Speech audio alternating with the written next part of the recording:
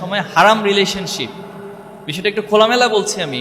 এই হারাম রিলেশনটা তুমি কি তোমার বাবা মাকে যদি জিজ্ঞেস করো যে বাবা তুমি কি হারাম রিলেশনকে অ্যালাউ করো, তুমি ইসলামকে আপাতত এক সাইডে রাখো, ইসলাম আপাতত পরে বিশ্লেষণ করো।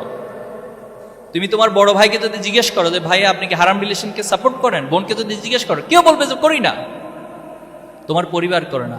ঠিক তুমি তোমার নিজেকে কোনো একটা পিতামাতার জায়গায় ভাবো, বড় ভাই হিসেবে ভাবো, তুমি তোমার সন্তান অথবা তোমার ভাই ছোট বোন তারা কোনো হারাম রিলেশনে জড়িত হোক, এটা কি চাও? কেউ মেনে নেয়? তা যে জিনিসটা আমি মানতে পারছি না সেটা আমার বাবা কিভাবে মানবে, আমার ভাই কিভাবে মানবে? যে জিনিসটা আমাকে আমার সৃষ্টিকর্তা আমার ধর্ম নিষেধ করেছেন সে জিনিসটা কখনো আমার জন্য কল্যাণ বয়ে নিয়ে আসতে পারে না। এজন্য খুব সতর্ক থাকতে হবে।